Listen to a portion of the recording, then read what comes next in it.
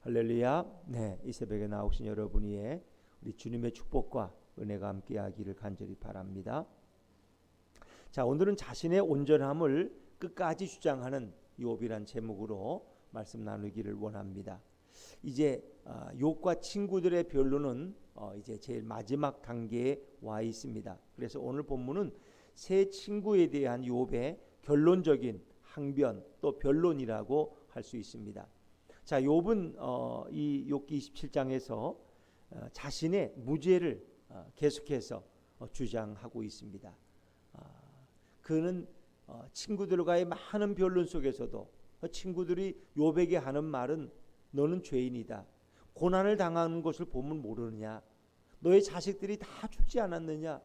너가 이렇게 건강을 잃지 않았느냐. 뭘 더 주장하느냐. 너가 빨리 죄인임을 인정하고 회개하면 하나님이 너를 회복시킬 거야 라고 이렇게 계속해서 그들은 여러 가지 주장을 가지고 욥을 공박했지만 욥은 흔들리지 않습니다.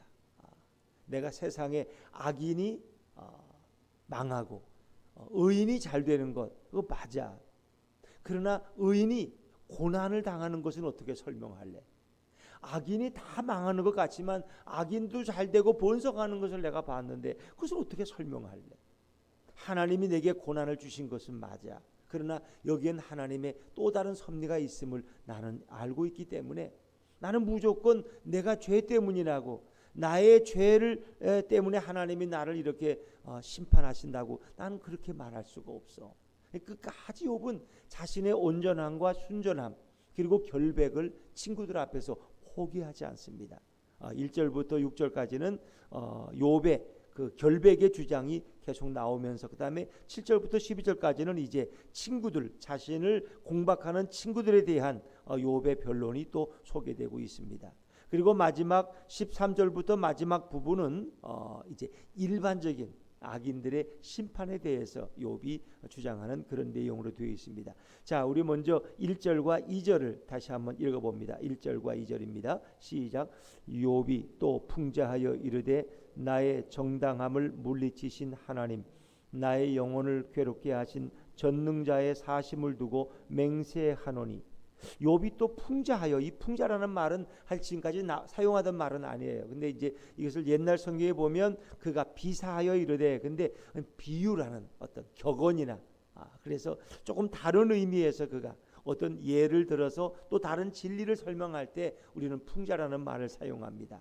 욥은 이제 지금까지 말하던 방식을 바꿔서 어떤 비유를 통해서 친구들에게 자신의 주장을 펴고 있습니다. 근데 2절에 보니까 나의 정당함을 물리치신 하나님이라고.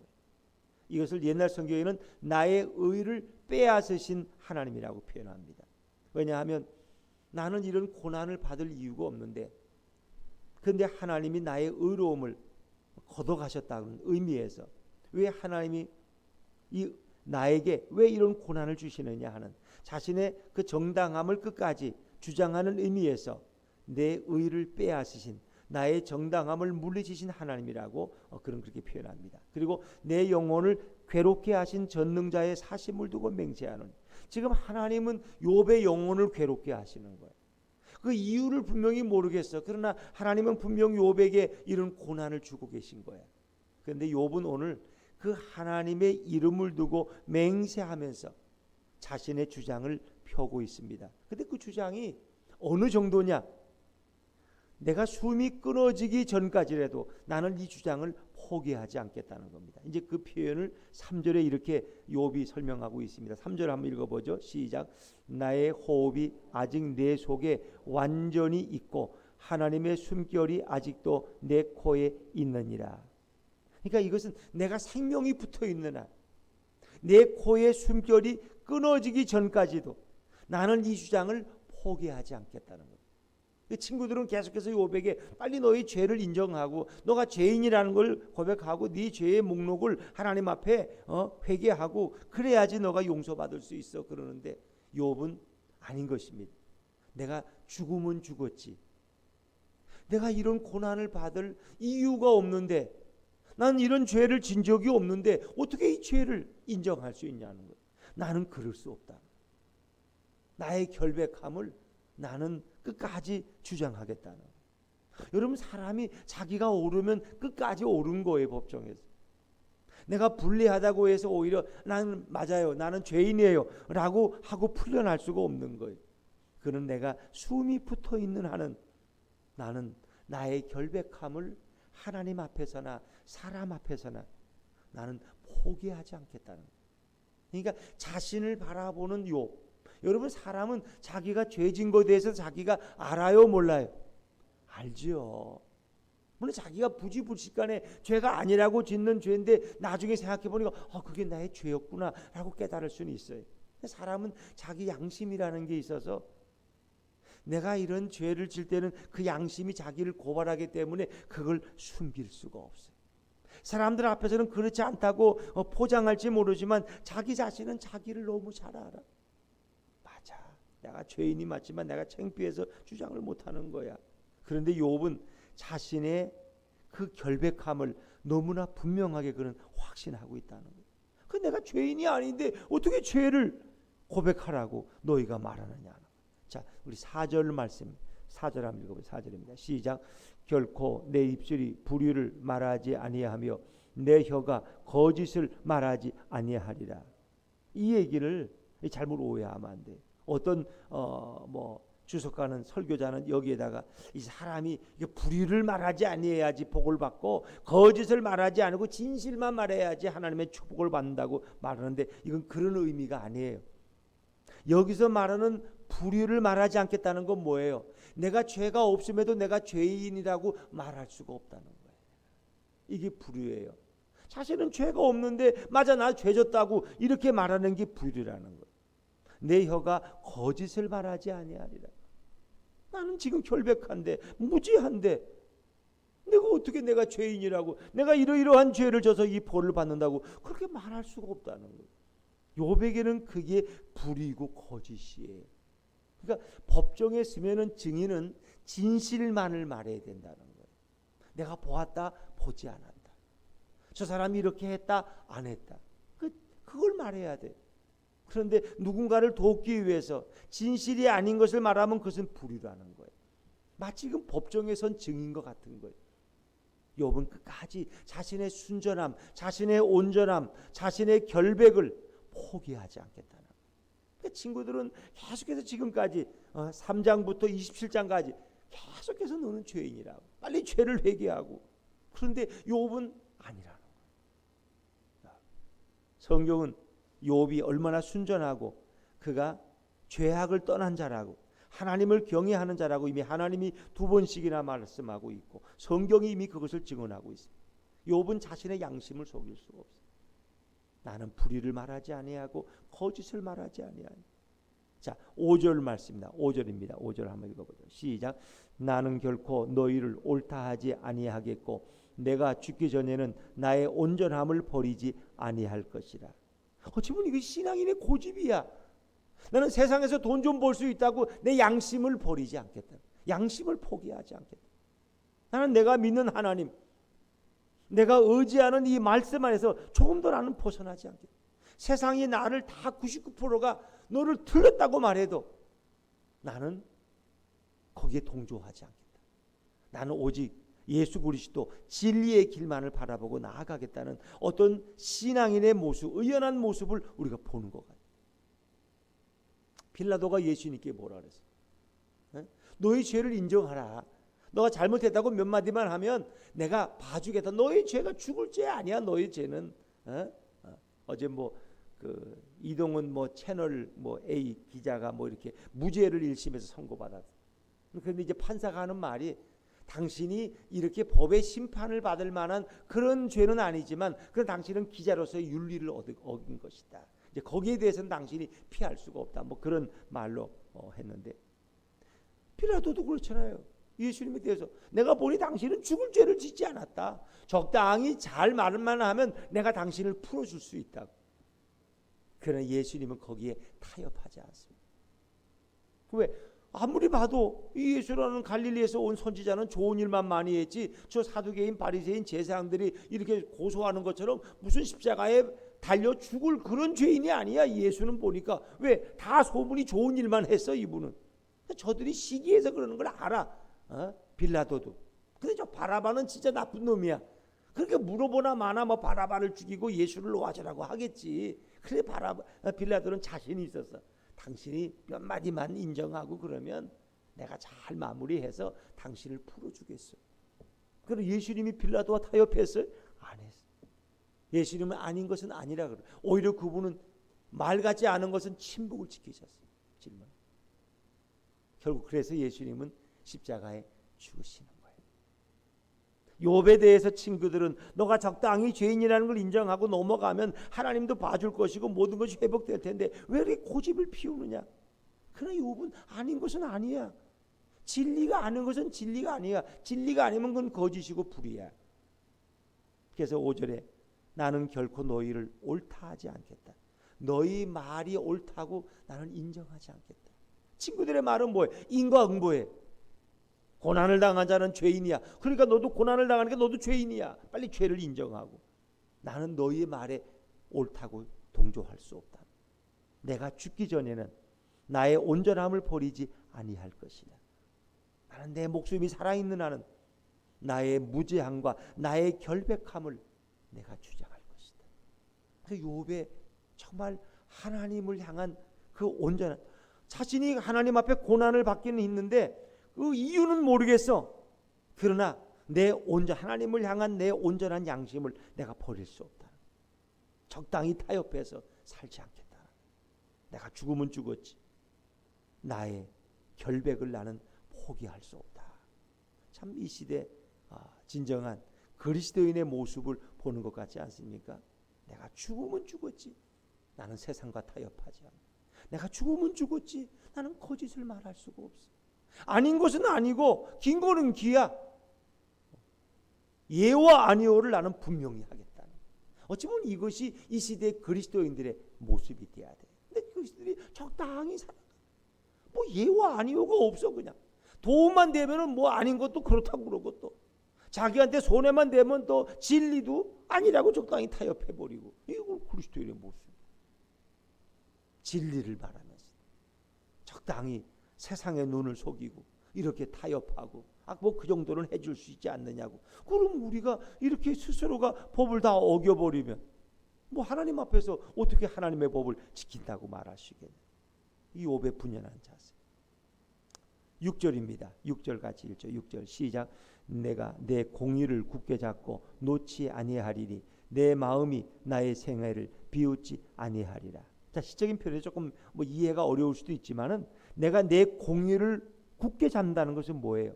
나는 내가 결백하다는 것, 내가 나의 온전함과 결백함을, 이 주장을 나는 끝까지 포기하지 않겠다. 내 공의라는 건 나의 의로움, 내 결백. 내가 죄 때문에 이런 고난을 받는 게 아니야. 나는 그 결백을 결코 내려놓지 않겠다는 거예요. 그리고 내 마음이 나의 생애를 비웃지 아니하려는 표현은 이제 이렇게 공동 번역에서나 쉬운 번역으로 보면 그래요. 내 마음이 내 생애를 뒤돌아봐도 나는 조금도 부끄러움이 없다는 거예요.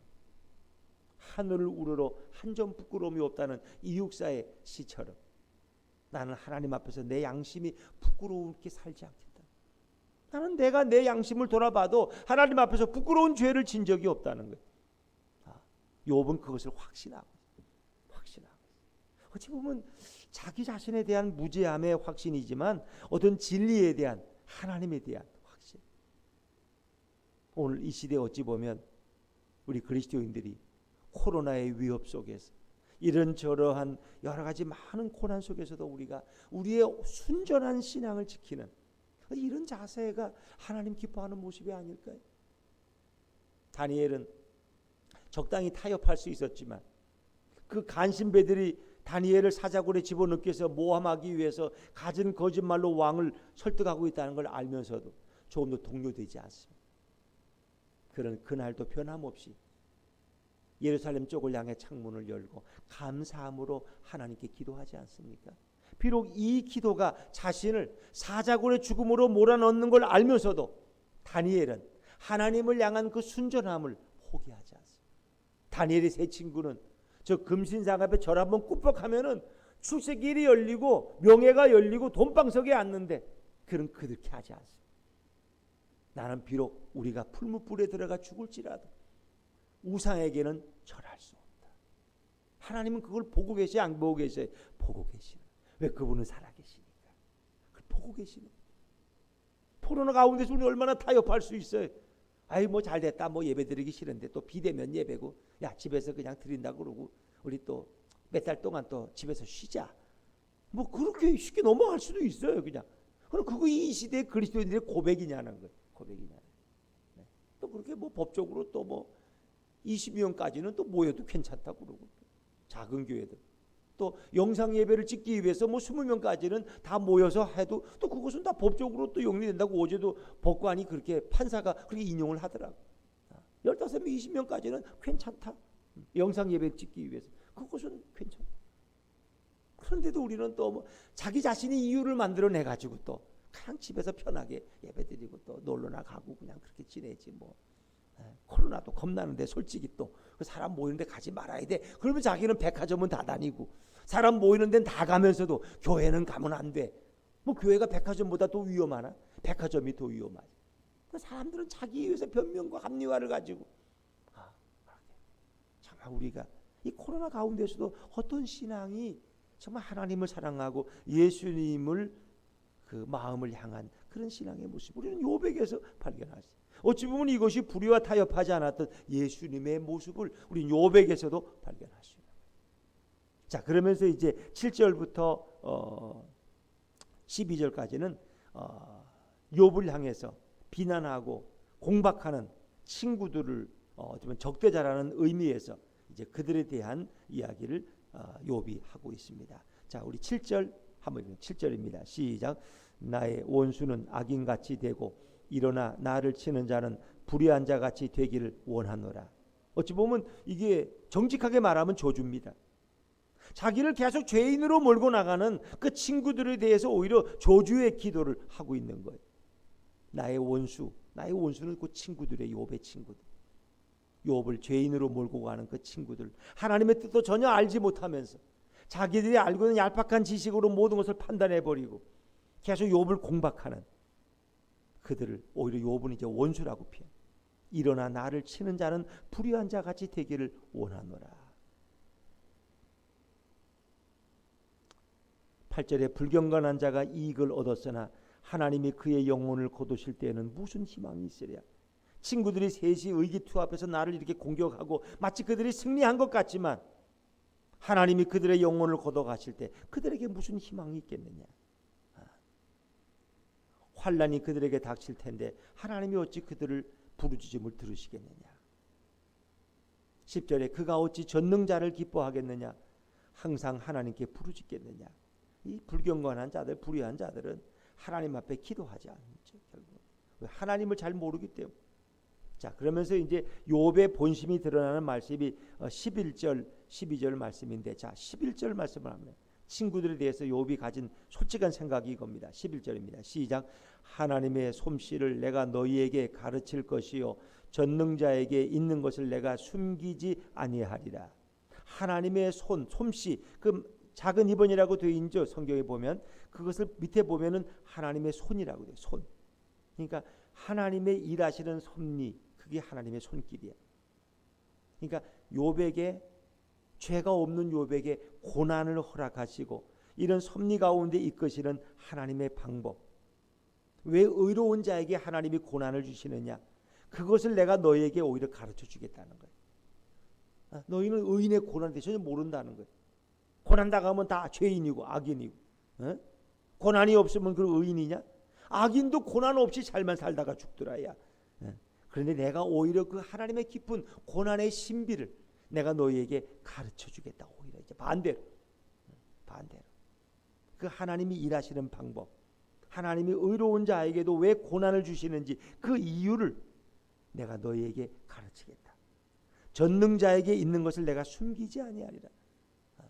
내가 하나님에게서 내가 깨달은 것을 내가 너에게 숨기지 않고 말해주겠다. 우리 욥이 이제 친구들을 가르쳐주겠다는 거예요. 왜? 그들은 하나님도 모르고 이 고난의 깊은 신비를 모르니까. 그러면서 12절에 욥이 친구들을 조롱하는 그런 내용입니다. 12절 말씀입니다. 12절입니다. 시작. 너희가 다 이것을 보았거늘 어찌하여 그토록 무익한 사람이 되었는고. 이 무익한 사람이 되었다는 것은 공동 번역에서는 너희가 어찌 헛소리만 계속 떠들고 있느냐, 이 모든 과정을 너희가 다 보지 않았느냐. 이 모든 과정은 뭐예요? 욥이 이렇게 하루아침에 고난을 당하고 이렇게 진행되는 모든 과정을 너희가 다 보지 않았느냐. 그러면서 너희는 계속 헛소리만 하고 있느냐. 너희는 가장 인과응보의 이 가장 기본적인 그 일반적인 원리를 가지고 왜 나에게 자꾸 적용을 하고 나를 공격하고 나를 더 힘들게 하느냐.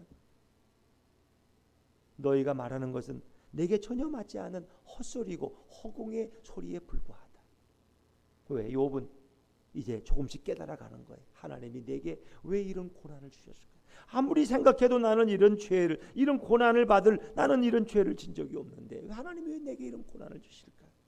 욥은 조금씩 그 하나님의 깊은 섭리와 깊은 비밀을 깨달아가는 거예요.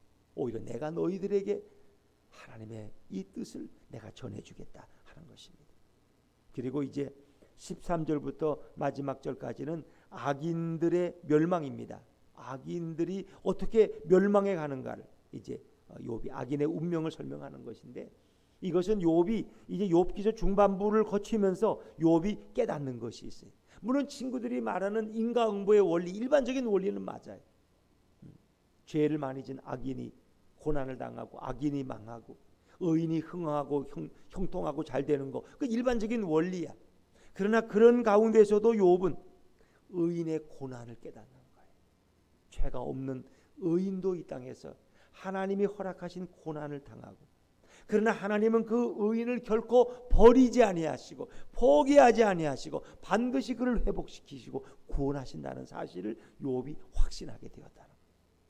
그러면서 악인은 잠시는 잘 되는 것 같지만 악인은 반드시 무서운 심판에 던져지고 악인은 반드시 멸망당한다는 이런 하나님의 이 심판의 이 뜻을, 진리를 그는 반드시 그를 확신했기 때문에 오늘 여기서는 악인의 운명은 바로 이와 같다라고 여기서 확신 있게 그런 악인들에 대한 것을 말씀하고, 근데 오늘 13절부터 사실 마지막 절까지의 말씀은 여기서 말하는 악인들이라는 것은 하나님을 인정하지 않는 자들, 하나님을 떠난 자들, 하나님을 부인하는 자들, 하나님을 거부하는 자들, 예수가 그 마음에 없는 자들에 대한 그들의 마지막 종말을 설명하고 있다고 오늘 보는 것이 오히려 옳다고 해요. 어떤 주석가들은 13절부터 23절까지를 이제 소발의 세 번째 변론이 빠졌잖아요.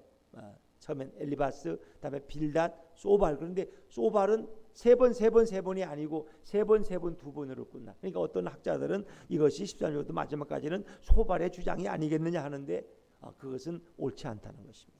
대부분의 학자들의 주장은 그렇지 않고 이것은 욥이 마지막 이런 악인들의 운명에 대해서 욥이 확신 있게 말하고 있다.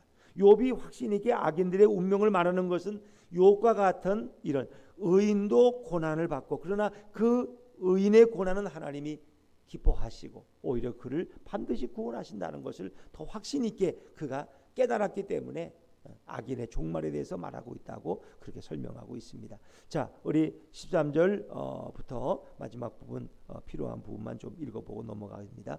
자, 13절, 14절, 13절 써드립니다. 시작. 악인이 하나님께 얻을 분깃, 포악자가 전능자에게서 받을 산업은 이것이라.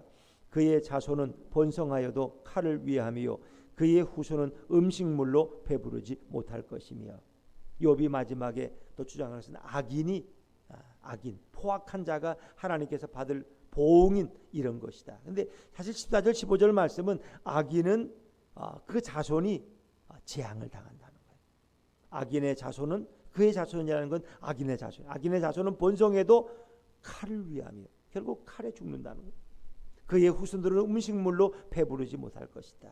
이 땅에서 악인들은 비록 한때는 번성해도 결과적으로 그들의 마지막은 비참한 것이고 그들의 후손들도 결코 번영할 수 없다.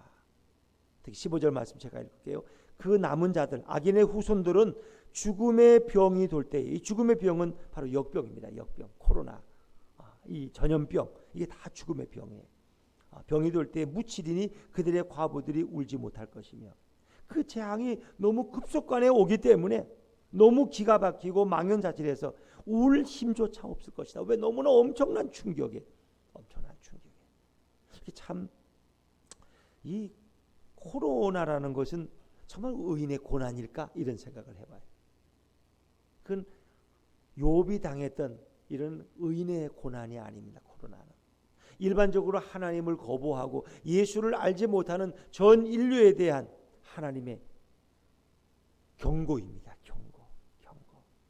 그래서 이 코로나가 뭐 감마가 뭐 알파가 왔다가 또 암파가 지나가니까 또 뭐 델타가 오고 델타가 끝나면 또 감마가 오고 이래가지고 이건 계속 온다는 현대의학이 그걸 완전히 종식시키지 못한다는 하나님은 계속 한 영혼이라도 더 흔들어 깨우고 계시는 더 흔들어 계시는 사실 뭐 하나님이 세상을 그냥 멸망시키려면 뭐 지진 나서 다 뒤엎어지면 다 죽는 거죠.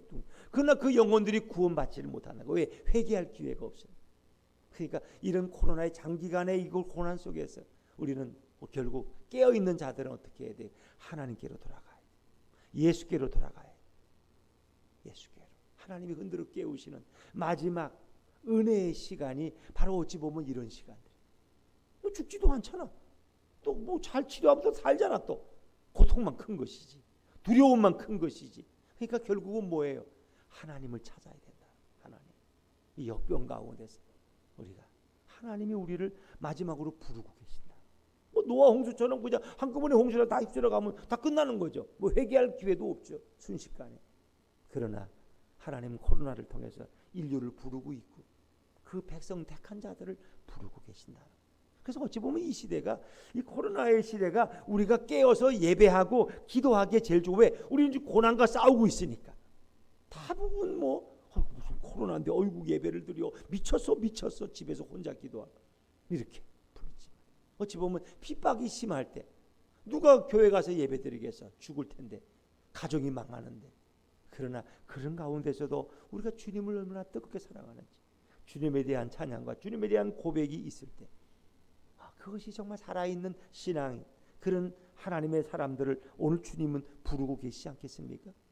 그래서 하나님을 거부하는 악인들의 종말 예수를 모르는 자들의 종말은 바로 이와 같은 것이다.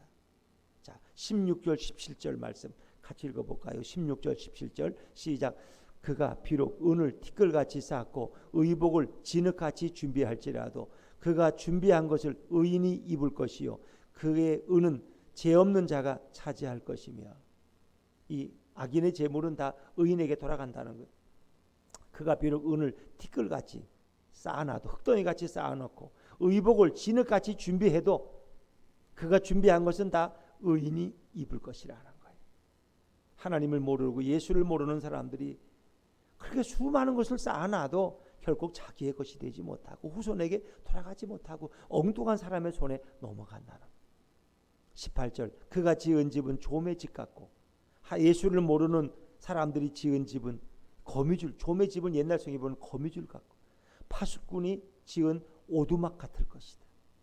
19절 그 예수를 모르는 사람들이 부자로 눕지만은 부자로 좋은 침대에 좋은 집에 눕지만은 다시는 그렇지 못할 것이요 눈을 뜨면 아무것도 없으리라. 일장춘몽이야. 누울 때는 그냥 금침대에 그냥 좋은 집에 누웠는데 깨어보니까 지옥이야.